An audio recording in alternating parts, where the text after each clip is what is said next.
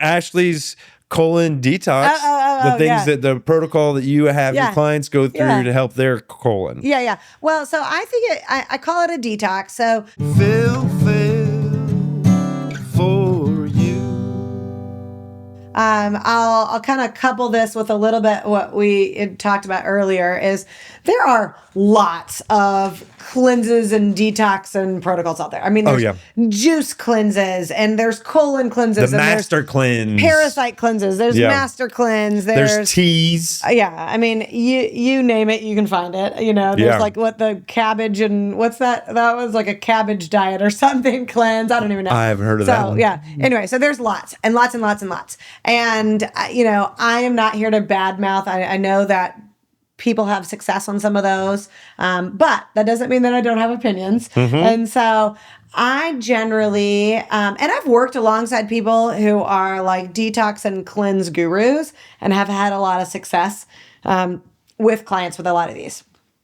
However, I will say my philosophy is if you can help this particular one, kind of serves, I'll say 2 to 3 purposes. One is detox. So I call it my detox. So it is to help reduce our toxin load that there might have been some buildup over time.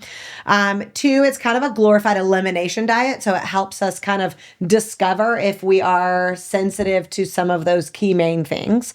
So I was like gluten, dairy, eggs, stuff like that. And what was my third?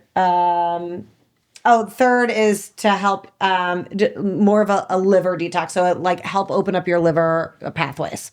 So those are kind of the 3 purposes I use it for.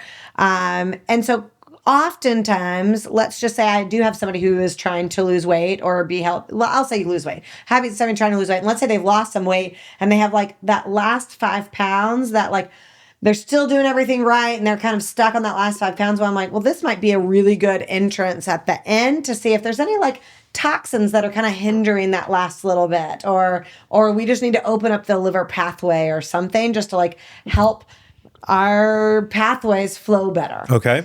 So I like this one because you eat food. I'm not a huge fan, just personally, I'm not a huge fan of, especially long cleanses where you're just juicing. I'm not saying you can't do it. I'm not saying they're bad, right? But my personal philosophy is if you can do some sort of detox with it, and that doesn't mean that I'm against fasts, right? I actually think, a fast of, 24 to 72 hours can be really helpful for the body. And I think we talked about that last time. I've been doing fast. Yeah.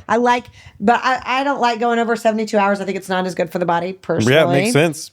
So 24 to 72 hours, fast can be good. So I don't mean something like that. That in my mind is different than taking something for a cleanse. Right. So that's different.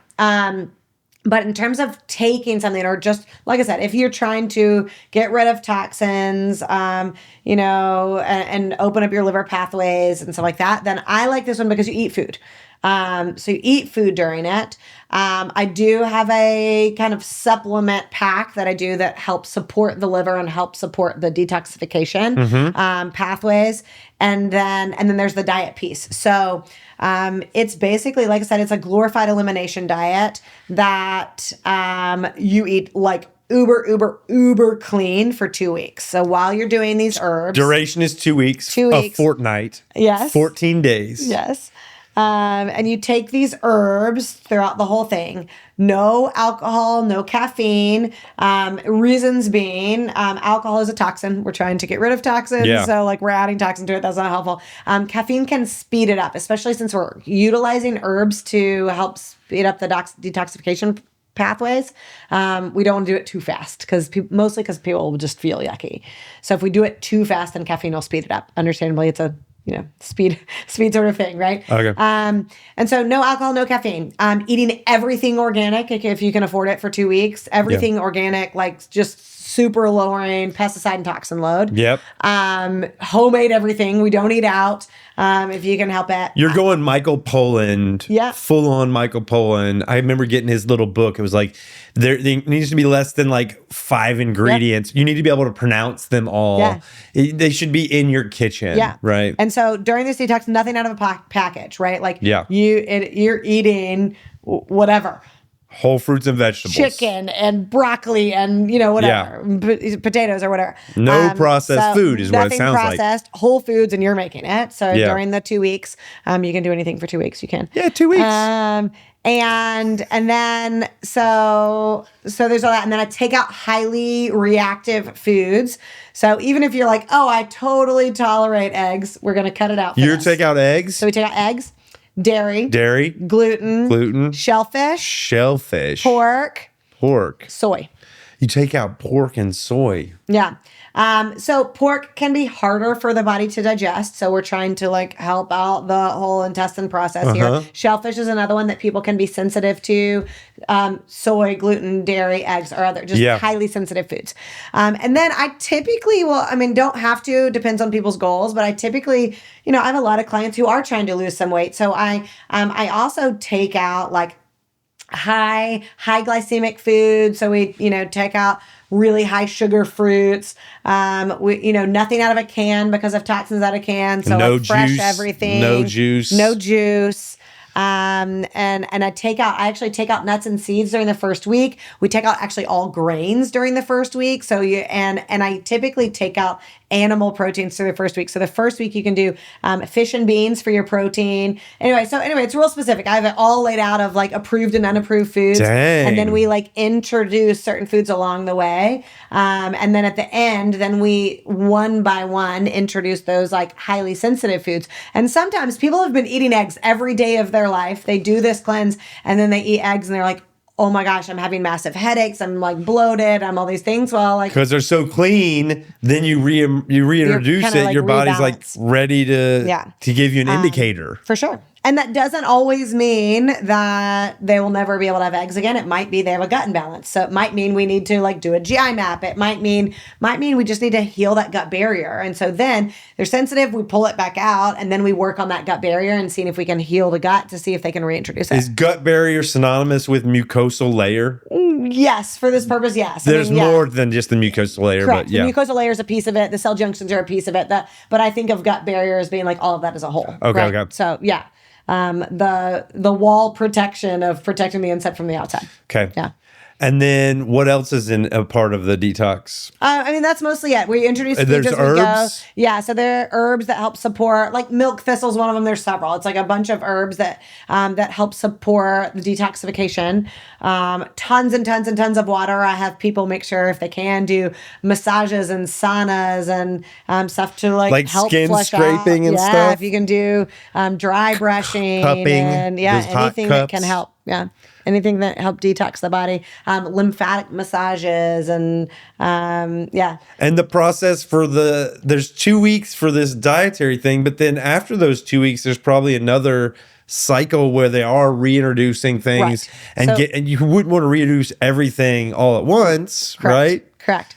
So yeah, at the end of so we do introduce some foods, not the highly sensitive foods, but like I said, nuts and is one, and then animal proteins is another, and so we kind of introduce those slowly across the 2 weeks. Okay. And then at the end of the 2 weeks, so then we'll say, I always let people pick, what's your favorite thing that we took out? Eggs, gluten, dairy, soy. Yeah. What's the one you want the most? All right, let's try that one first. Let's figure out if that's good for you. So we try that one first, and typically, I usually do 2 days. Typically, you'll know within 2 days. So let's say you start one on Monday, and then there's several things you look for. So I have people look for, of course, gas and bloating. Do you have gas and bloating? Do you have immediate diarrhea, constipation? Headaches are a big one. We look at those indicators that are the list. Yeah. I think the only other thing that I didn't mention there was headaches. But yeah, other than that, then you go through, are you feeling overly full with a little bit of food? So you had a scrambled egg, you feel really full, or you feel really tired after eating it, a thing of yogurt, same sort of thing. Yeah. Does it give you headaches? Does it give you severe brain fog? That's why I tell people, if you're do I have brain fog or don't I have brain fog? That's not what I mean. I mean, walk out the door and you're I have no idea where I'm going. What am I getting in my car for? Yeah. Whatever. So then we look for those things. And then if you are sensitive, then we take it back out. But typically 2 days for each new one. Yeah. So the whole process could take, a month? Yeah, or less. I would say 3 weeks typically. 2 weeks for the intensive and then add another week to introduce those 4 things typically. So if you guys want to do Ashley Eaves Detox. We'll have places where they can get in touch with you. Yeah, Sounds like fun. yeah. Sounds like fun. Yeah, I've done it several times. I think it's great. You have? Yeah, Do you do it regularly? So typically about every 6 months. You do it twice a year. Yeah. Wow. And I would say I think that like helping that toxin load is good. It also just like usually feels good. Typically the first week is hard and you're kind of fatigued. So what happens is, especially with the herbs, our typically toxins sit in our fat cells. And so we are pulling the toxins out of our fat cells and into our bloodstream. So those first typically 3 days, but I'll say the first week, but typically the first 3 days, you're feeling kind of yucky, but non-specific yucky, like kind of like you're about to get sick, but no specific symptoms, or you're kind of fatigued, or just kind of feel kind of yucky because we're pulling all your toxins into your bloodstream. And so you're feeling all the effects of the toxin. So all of them are reason you want tons and tons of water or a sauna or a massage or anything to help get those toxins out, because we need to excrete them through sweat, bowels, urination. And so typically people are like kind of like, oh, those first 3 to 5 days. And typically most people feel great the second week. Yeah. Especially by the end of the 2 weeks, just like energetic and brains working and they're sleeping better. And anyway, yeah. There's a lot of benefit to it. Yeah. Yeah. All right. That's your detox protocol.